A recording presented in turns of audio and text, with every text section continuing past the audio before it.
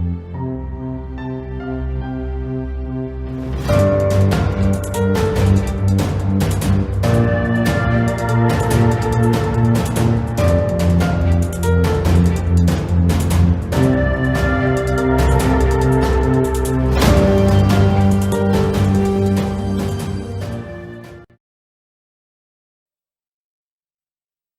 morning, students. I'm here again to teach agric science. My name is Mrs. Ihejimagha. So SS2, we are back again. Our topic this morning is on animal husbandry. Animal husbandry or animal management. The management of farm animals. At the end of this lesson, you should know which animals we call farm animals. We didn't say animals, we say farm animals. What's the difference between farm animals and other animals? Then the things involved in the management of farm animals. Remember, we call them farm animals. We can also call them livestock. Farm animals are those animals that are reared, that are managed by farmers. Animals that are managed by farmers. Of course, you know the importance while farmers manage these animals. To get money, products, and so on and so forth. So these animals are also called farmers' friends. Farmers manage them. Then, what are the things involved? What do the farmer do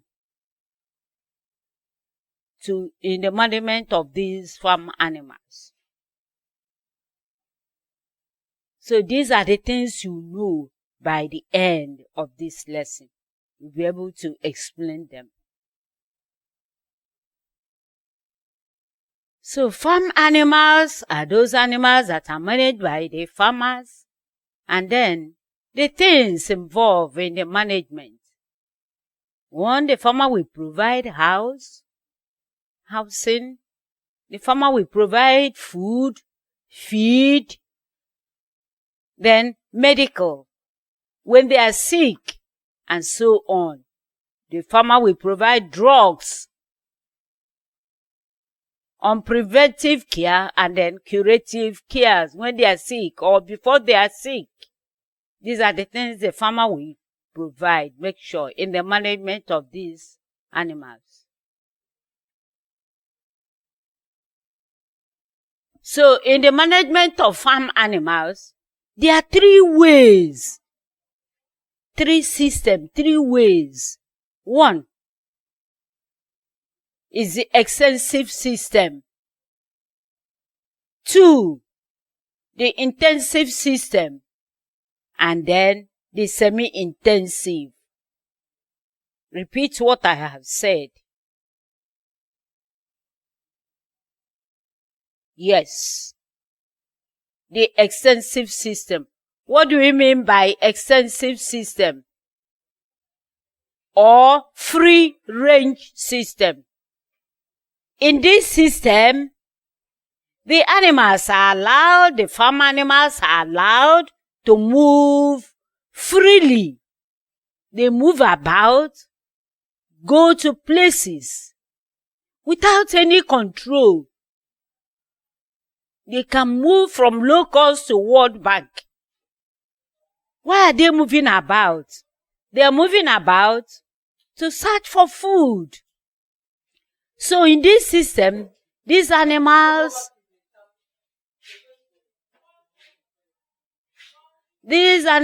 eat the best.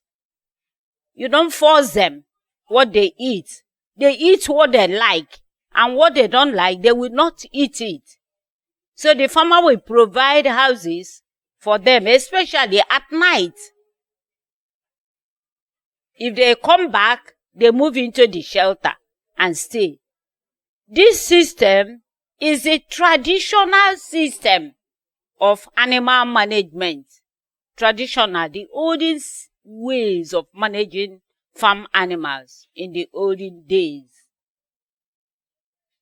The traditional system of farm management. The extensive or free-range system. This system has advantages, some advantages. One, is cheap, because the farmer cares little or no about what they eat, because the animals look for food themselves. What they like, they eat. What they see, they eat. What they don't want, they leave it. They won't eat it.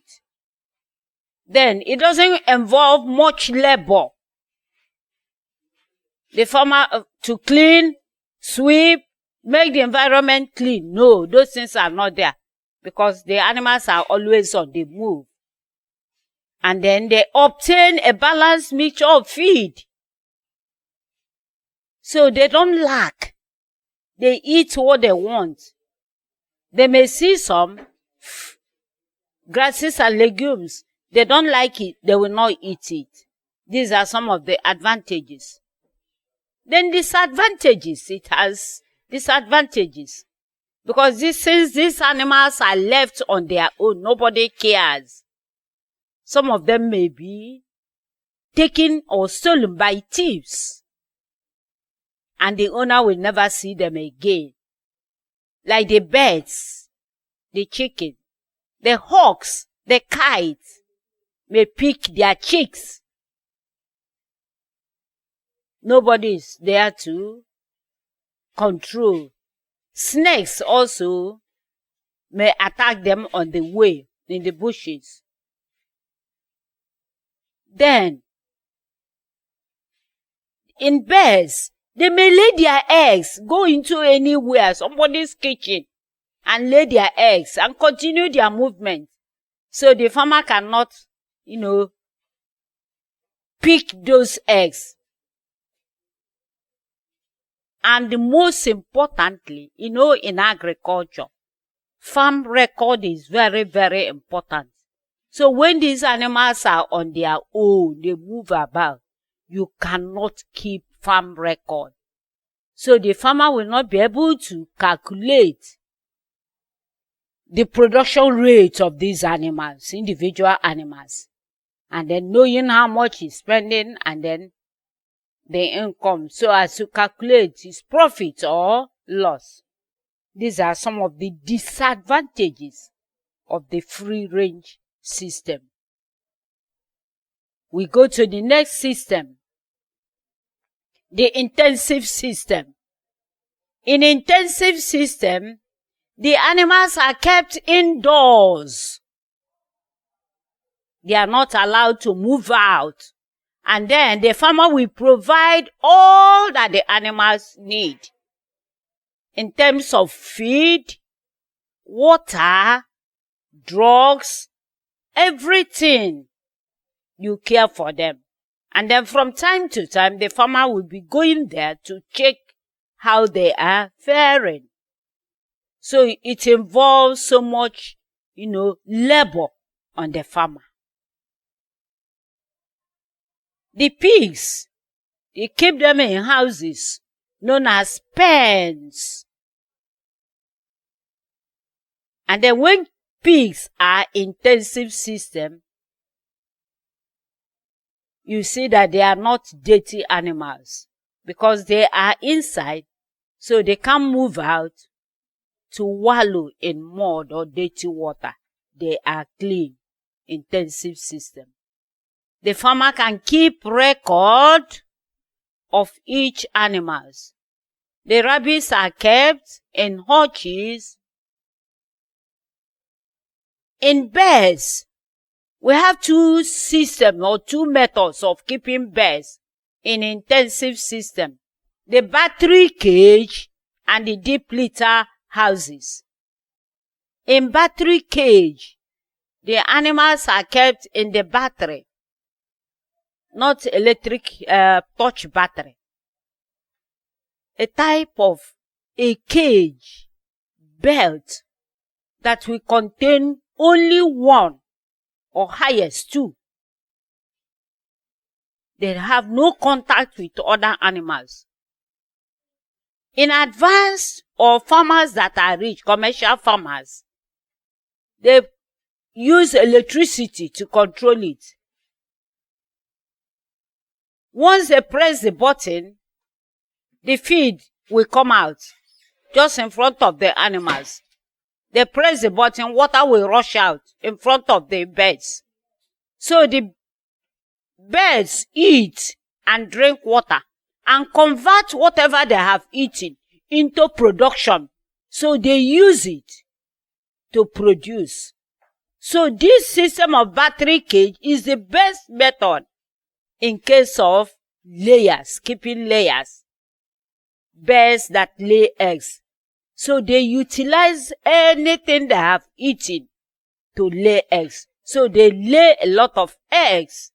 In fact, it's the best method, but it's expensive. Then the other system in poultry is the deep litter houses. In deep litter, the birds are kept in a house. Then you pour litters on the ground so as to absorb the water from their dung, the excreta they pass out. Or when they pour water, assuming they pour the water down, the litter will absorb the water and make the place dry. The deep litter system. So in poultry keeping, in intensive system, we have the battery cage and then the deep litter system. The advantages of the intensive. 1, the animals are protected from thieves. Remember, these animals are not allowed to move out. They are indoors. So thieves will hardly see them. Predators, those wild animals, will not see them. So they are protected from thieves and predators. Another advantage is, whatever these farm animals eat, they convert it to production. Like I told you, they lay a lot of eggs. You see them growing very fast, very big, very fast. They get to maturity age because they don't move about. Unlike in the extensive system where they eat and they use their energy in trekking, moving about. Some of them may move from low cost to World Bank to Lokoro, and you see them after eating, they look as if they are hungry because they utilize the energy in trekking. It's not like that in the intensive system. Again, another advantage in an intensive system, the animals are controlled from outbreak of diseases. Assuming there's an outbreak of disease in World Bank, an animal that treks from locust to World Bank will easily be infected. Like now we are talking about COVID. We don't move out freely so as not to get the COVID. These are part of it, you see. Not that the animals are suffering from COVID, but part of it is also applicable to human beings, just like what we are observing now. Okay. So the intensive is the best method of raising farm animals. It's the best method. Especially poultry, the layers and the pigs. They are kept clean. Then the disadvantages, because they are not allowed to move freely away, look for food, the farmer will spend money to provide feed for them. So you see, it's expensive compared to the extensive system. 2, the farmer will provide shelter, houses for them. So the cost of erecting buildings, installation of equipment, and so on is on the farmer's, side. It's not easy for the farmer, unlike in the extensive system. Then, since the animals are together, they are housed in the same place. So they fight each other, just like you do in your hostel. The senior students, the teachers are not there. You are there together, the junior and the senior. You bully the junior ones, the weak ones. So it's the same thing in animals. So fighting is common. Cannibalism is common. Pecking is also very rampant in intensive. These are some of the disadvantages. Then the spread of diseases is also high because the animals are together. They have contact with each other. Then we have the next method, the third method of animal management, called the semi-intensive. Semi-intensive. Semi-intensive. You see it? There's aspect of intensive system and aspect of extensive system combined. So animals move freely, but not too free, like in extensive. But the place is fenced round. So the animals have limits to where they can move to. Not moving away, passing night elsewhere. No, they move freely within the lawn because grasses are also planted around. They move freely there. Then the farmer also will provide housing for them. When the weather is hot, too hot, they move inside to take shelter. When it's raining, they also move inside from rain. That is the semi-intensive system. The farmer also provides supplementary feeding, where they feed what they eat if they want to, assuming they want to. So in such semi-intensive system, the farmer provide paddocks. Remember, paddocking, fencing in pasture, in portions where these animals move round from time to time. They are regulated. That's the essence of paddocking. They are regulated to where they stay. Maybe the whole of this August, they are on this paddock. Next month, they are on another paddock. So they move about, but not as free as they move in an extensive system. Okay. It has some advantages. The cost of production in managing animal in semi-intensive is not too high as in intensive. It involves cost, but not as in an intensive system. The animals are also protected from bad weather, from thieves and so on. They are protected from sunshine. When the sun is too high, they move into the house, their pens, and stay, and then come out also. It also has disadvantages. Since the animals move together, they come in contact with each other. They fight also. And then the stronger ones bully the weaker ones. Okay. So that is that. We have talked of farm animals as those animals that farmers rear or manage. Then in managing these animals, what are the things or the processes involved? There are 3 ways. 1, extensive system, where you allow them to move to wherever they want. Like I told you, some may not come back. Moving about freely to where they want. They face dangers and so on. Some may even meet their death on the way. And so on, the systems and their methods. And then we have the semi-intensive. They move out, but not too far. So I would like you to do this assignment. 1. Explain to me, right, what do you understand by the word farm animals? Farm animals. When we say farm animals, what do we mean? 2. What are the processes involved in farm animal management?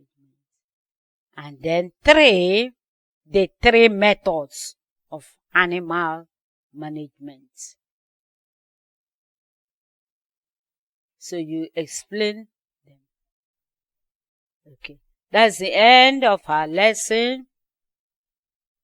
Thank you very much. And continue to observe the laws